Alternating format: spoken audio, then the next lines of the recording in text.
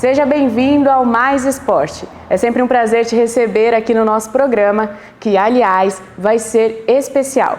Nosso tema central de hoje é diretamente do tatame, lutas marciais, e principalmente as praticadas através de projetos sociais aqui na cidade. E para a gente começar, eu fui até o bairro do Getuba, aqui em Caraguatatuba, conversar com o Wellington, professor de Muay Thai e idealizador de um projeto que ajuda crianças e adolescentes da cidade. Confira aí. Quando falamos de esporte, podemos englobar diversas práticas. Por isso, aqui hoje, diretamente do bairro do Getuba, em Caraguá, vamos falar sobre Muay Thai, um projeto social que vai além da luta, que aqui forma crianças e adolescentes em atletas.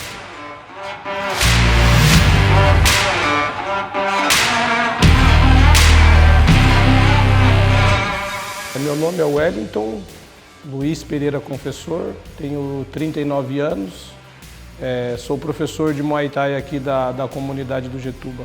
Minha história começou lá na Marcondes, no Rio do Ouro, né? Eu comecei treinando lá e comecei com algumas competições, competi, né? E aí depois, vendo aqui a comunidade, eu coloquei o projeto aqui onde a gente mora. Então, normalmente começou mais por esporte mesmo, por praticar? Por esporte, por tentar se testar, né? Ver como é que funciona essa parte assim. E aí eu fui e mergulhei de cabeça aí no Muay Thai. Por que você viu essa necessidade? O que te chamou a atenção de ver essa necessidade de ter o projeto aqui? Então, eu trabalho nas escolas, né? Eu sou encarregado da Milclean. E aí o que acontece? Nas escolas eu vi muitos meninos que... Eu trabalho 8 anos também na Milclean. Então eu vi essas criançadas da escola, quando saía da escola, e ficar na rua e não ter mais o que fazer. E eu vi muitas crianças de pequeno que foi pro tráfico de drogas, algumas meninas que foram mães muito cedo. Então, vendo a comunidade, eu optei por fazer o projeto, né? Conversei primeiro com a minha esposa, né? Que é minha parceira de vida, 18 anos que a gente está junto, né? Conversei com ela que eu estava com essa vontade de fazer o projeto, e aí a gente divulgamos, né, para algumas crianças e viemos no dia 2 de outubro de 2021, a gente veio, o primeiro sábado. Tinha 10, 15 criancinhas aqui, e aí a gente começou, foi indo.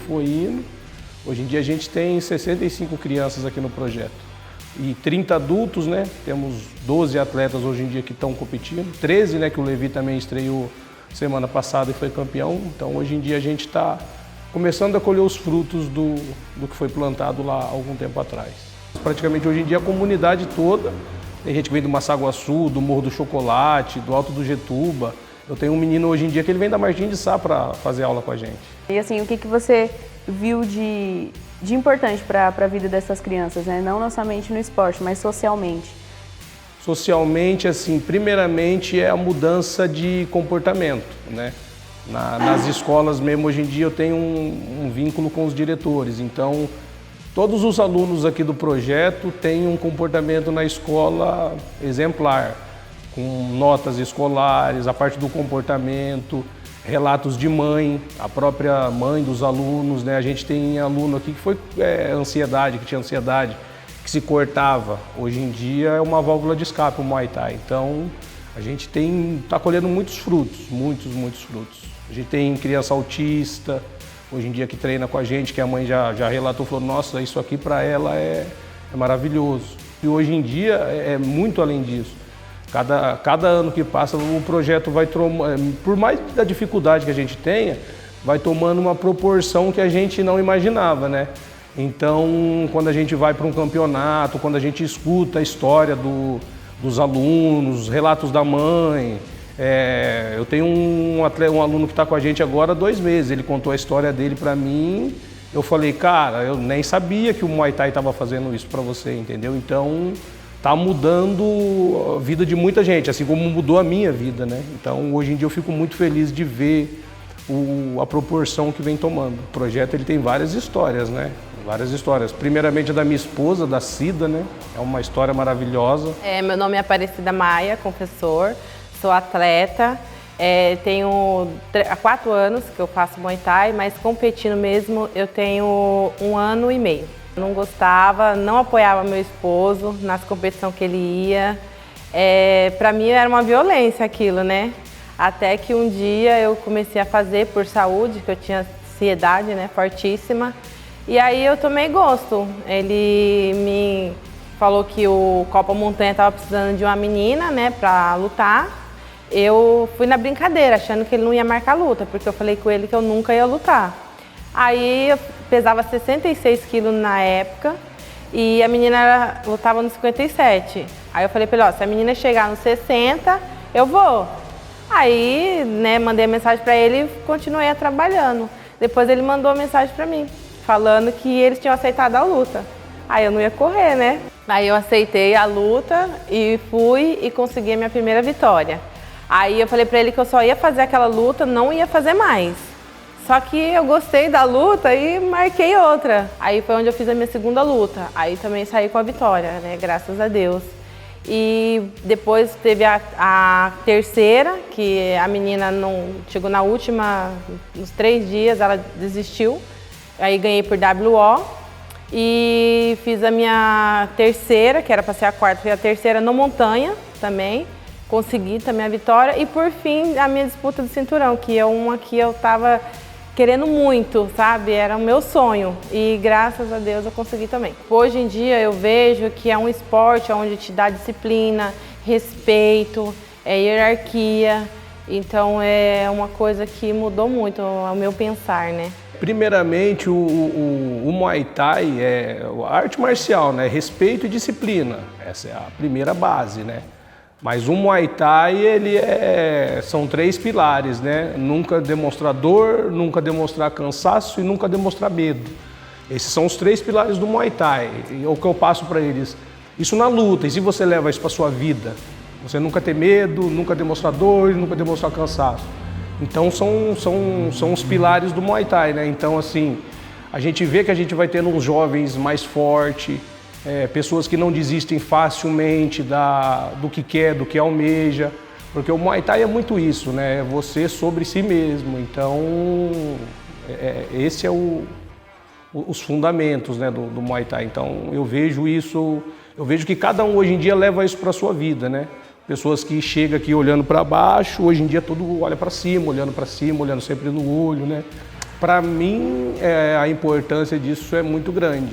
Porque eles já relataram para mim, poxa, professor, treinador, você mudou minha vida, você me ajudou muito. Não, na verdade é eles que mudam minha vida, é eles que me ensinam todo dia. Cada dia de eu estar aqui criando força, independente da dificuldade que a gente tem, a gente continua seguindo firme e forte por isso, entendeu? De ouvir essas histórias, de você chegar uma hora e uma mãe relatar para você que você está ajudando o filho, isso é maravilhoso, isso é uma coisa que não tem preço. Parabéns ao Wellington, a Cida e todos os atletas campeões desse projeto. O esporte salva e muda vidas com absoluta certeza. E para a gente continuar ainda nesse tema, nosso próximo bate-papo foi com o Marcos Lourenço. Ele também começou a vida no esporte através de um projeto social de judô, ainda nos anos 80. E hoje é ele quem ajuda muitos a se tornarem grandes guerreiros. Bom, você viu aí na matéria sobre o Muay Thai que o projeto social, ele muda a vida de muitas pessoas. Por isso que aqui hoje nós vamos falar sobre outra modalidade, mas também das artes marciais. Agora com o Marcos Lourenço. Tudo bem, Marcos? Como vai? Tudo bom. Obrigada por receber a gente, a nossa equipe aqui. Eu que agradeço a oportunidade. Muito obrigada. Você estava me explicando que já fez judô, jiu-jitsu, hapkido. Mas eu queria saber, né, como que começou a sua vida no judô na época do projeto social, como que foi? Bom, eu sou de uma família, nós somos 5 irmãos, né? E minha mãe era professora, o meu pai é oficial de marinha mercante, mas por várias condições a gente morava num local muito perigoso, né, que era na Baixada Santista, né? Lá é conhecido como favela da Vila Baiana. Favela porque antigamente não tinha essa nomenclatura romantizada que dão hoje de comunidade. Era uma favela mesmo. E infelizmente está cada vez pior a criminalidade. E a minha mãe, com uma visão diferenciada por eu ser o mais velho, e ela viu que se eu continuasse naquele bairro de uma maneira ociosa, eu iria acabar enveredando como os meus amigos, até primos também, foram para a carreira do crime. E eu fui praticar judô num projeto social da Prefeitura do Guarujá, no Centro Comunitário Isabel Ortega, no ano de 1984. E ali foi onde eu me apaixonei pela minha primeira arte marcial. Eu sou formado em outras artes marciais, inclusive no jiu-jitsu tradicional, sou 6º grau, né, que é o Shihan, faixa coral, e especialista em artes marciais de combate tático militar e policial também, de rua, né, especialista em armas. E só que o judô foi a minha primeira entrada na arte marcial e é dali que eu comecei a perceber, né, o quanto que é transformador essa oportunidade que é dada a uma criança, a um adolescente, né, de ter um ensinamento que, infelizmente, nós ocidentais não temos aqui. E eu fui muito bem recebido pelo meu primeiro sensei, o Birajara. Eu tive 2 primeiros senseis, o Birajara e o Biratã, eram 2 irmãos, que me acolheram muito bem. Hoje, quem eu sou, eu devo a eles, sim, e aos outros senseis que vieram na sequência nesses anos todos. Mas ali eu aprendi as primeiras lições. E você acredita, né? A gente estava até comentando sobre o projeto social, que ele ensina não somente a luta, né? Ele ensina a disciplina, ele ensina o respeito, ele ensina inúmeras outras coisas, né? Através da luta, através da prática do esporte. Você podia explicar pra gente o que mudou na sua vida durante essa prática? Veja bem, a luta, ela é o chamariz para que você traga o cidadão para dentro do dojo, para ele escutar o sensei, escutar o mestre falando. E como a gente tem o apelo do cinema, dos filmes e hoje em dia da internet também, então as pessoas se sentem sim atraídas a vir praticar uma arte marcial. Só que eu costumo falar nas minhas aulas que cada um tem uma busca quando entra dentro de um dojo para treinar a arte marcial, né?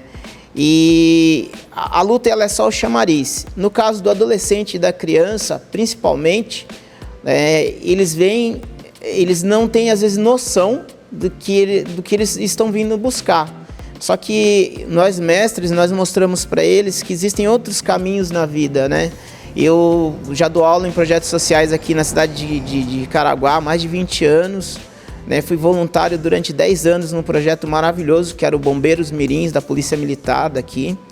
Nós formamos 20 pelotões nesses 10 anos, né?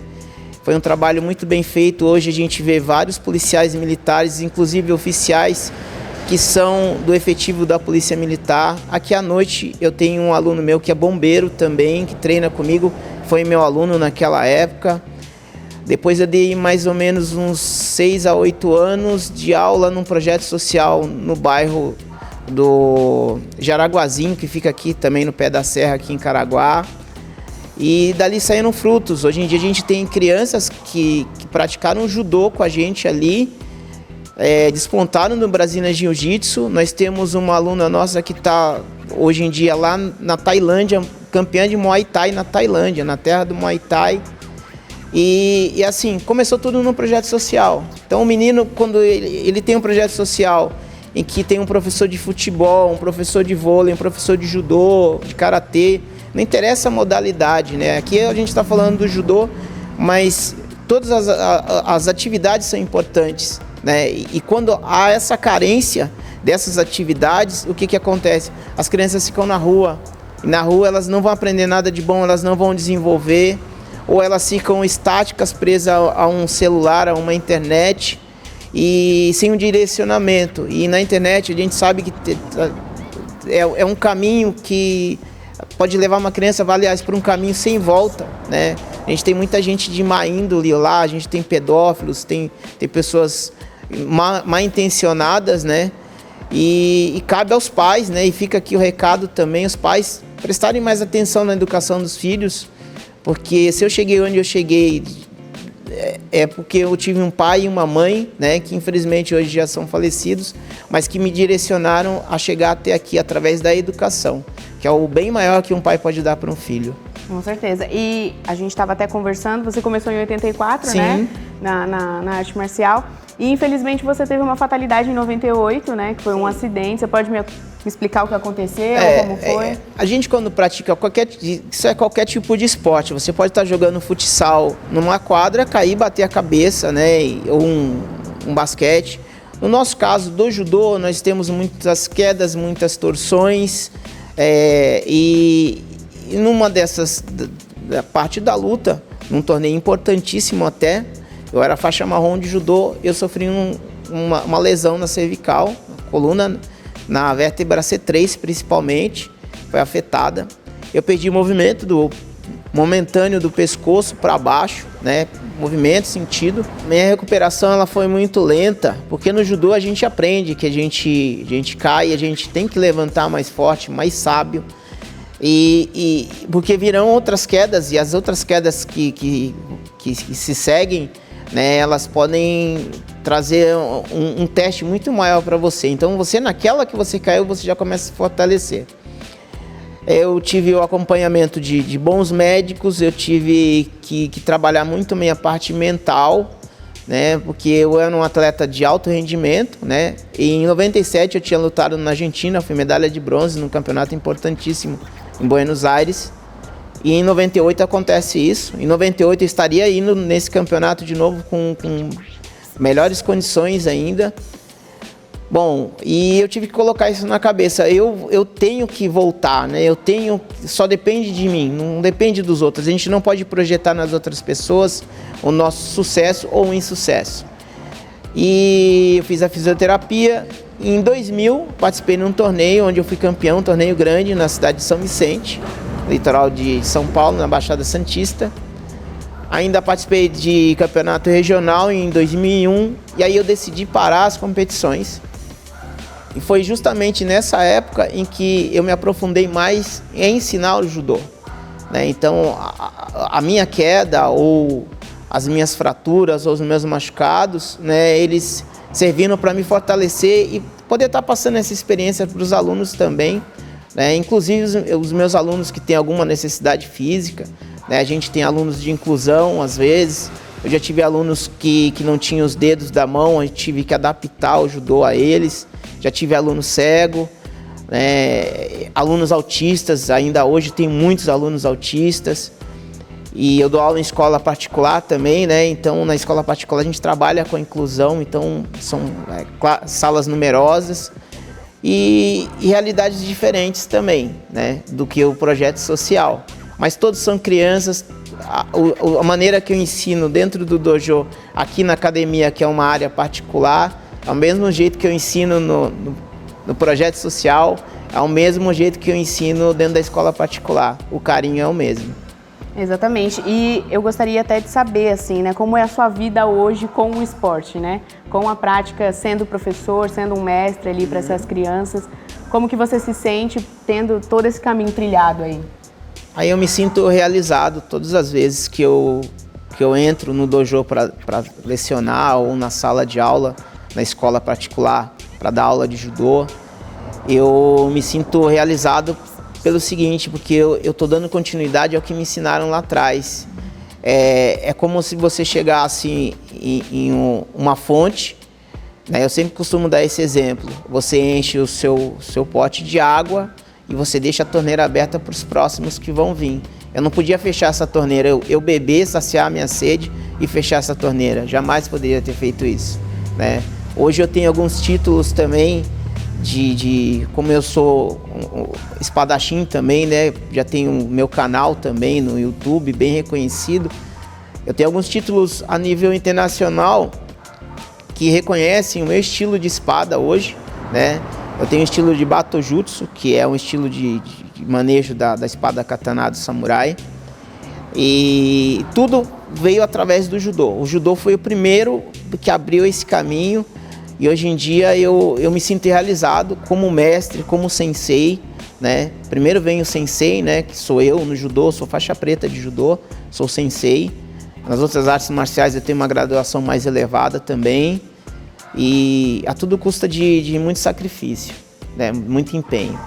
E para a gente finalizar, eu queria saber se você tem algum recado para deixar para quem talvez tenha vontade de praticar, mas talvez não tenha tido essa coragem, até porque tem algumas pessoas que têm preconceito com as artes marciais, né? Se você tem algum recado para deixar para o pessoal de casa.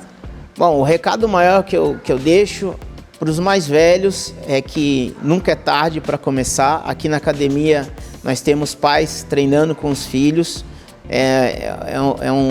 Uma energia muito positiva, porque o filho junto com o pai ele se desenvolve muito bem.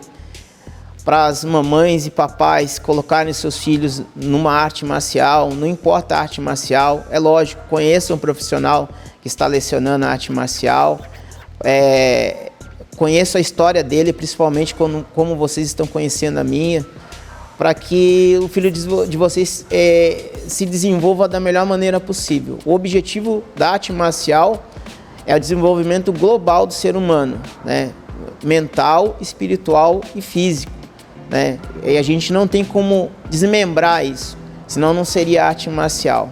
A gente tem que seguir o exemplo dos orientais e que eles primam muito pela educação das nossas crianças, né? E fica a dica aí para a parte política ou pública, né, que tem um olhar com mais carinho para tanto para nós profissionais de arte marcial, como com a população, que cada vez mais precisa de um direcionamento, e a arte marcial ela é uma ótima ferramenta de ensino e de educação. Tá certo. Marcos, muito obrigada. Eu que agradeço. Pelo seu tempo, por contar a sua história pra gente.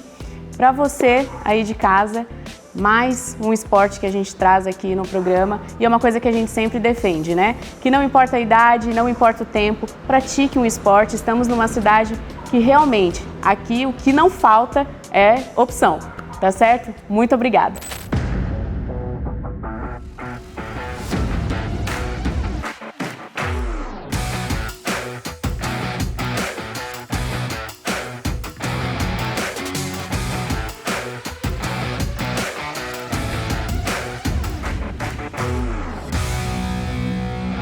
Foi uma alegria conversar com tantas pessoas que auxiliam o mundo a se transformar através do esporte. Que possamos continuar a mostrar a beleza de se praticar, se movimentar e viver melhor. O Mais Esporte fica por aqui, mas semana que vem estamos de volta. Mais uma vez, obrigada pela sua audiência e nos vemos em breve. Tchau!